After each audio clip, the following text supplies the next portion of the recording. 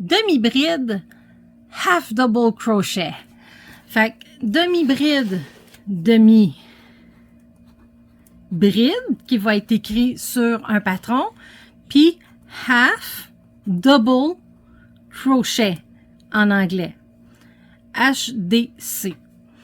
Alors, qu'est-ce que c'est ça?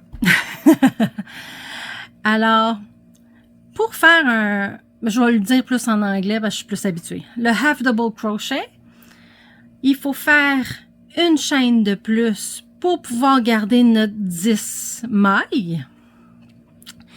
Et là, je vais vous faire dans la chaînette et non pas dans les bumps en arrière pour que ça soit plus facile à voir. Alors, là, ce qu'on fait, on a une étape de plus que le simple crochet, la maille serrée. C'est que notre fil de tension, on va aller notre crochet en dessous par-dessus. Fait que là, ça nous fait déjà 2 mailles. Là, on va dans notre trou, dans l'espace, pour aller chercher notre fil de tension comme ceci par-dessus, en dessous. Et là, ça nous fait 3 mailles sur le crochet. On va chercher notre fil de tension et on passe dans les 3. Fait que ça, c'est notre demi-bride half double crochet. On va recommencer. Le crochet en dessous, par-dessus, va dans la chaînette ici, dans le trou. On va chercher notre fil par-dessus, par en dessous, parce que c'est comme ça que ça va mieux pour passer au travers du trou. On a nos 3 mailles. On va chercher en dessous, par-dessus, et on passe au travers des 3. On recommence. Le crochet en dessous, par-dessus. On a notre petit V, on passe ici. Va chercher notre fil de tension pour faire 3 mailles. Passe dans les 3 mailles. Fait que, vous voyez, moi, ça me vient automatiquement.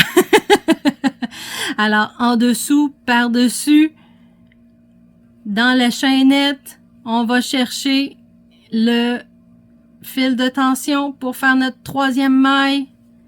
On passe dans les 3 mailles. Alors, je vais le faire un peu plus rapidement pour me rendre au bout, pour vous montrer comment qu'on fait quand on tourne notre travail.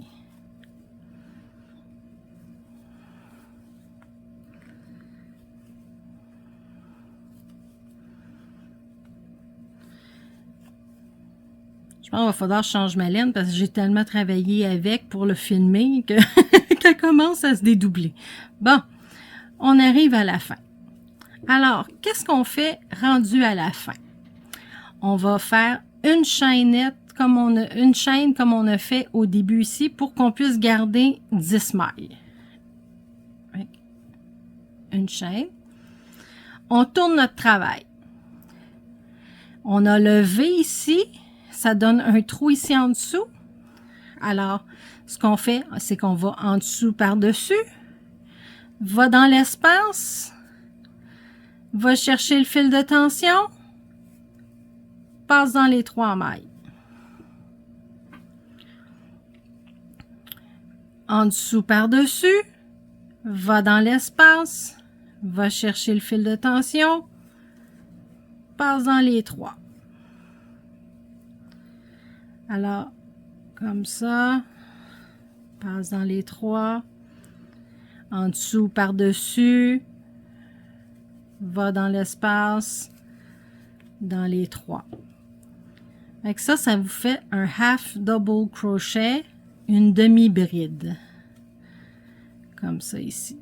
Comme vous voyez, des fois, je suis pas capable de passer au travers des 3 tout de suite, mais c'est pas grave, ça se fait très bien de faire la 3e après. Alors, voilà, comme ceci.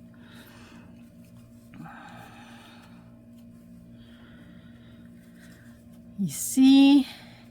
Et là, on a celle un petit peu bizarre, mais qui est notre dernière. Qu'on passe ici. Et voilà. Alors, pour tourner notre travail, on chaîne un, on le tourne et on continue. vous demandez, est-ce qu'on peut tourner puis chaîner après? Oui. Tant que vous le faites toujours de la même manière. C'est juste que moi, si je tourne, je chaîne un, puis je vais l'oublier. Fait que je suis plus habituée chaîner un, puis tourner mon travail, puis là, faire mes points. Mais vous pouvez très bien tourner votre travail, chaîner un et continuer vos mailles.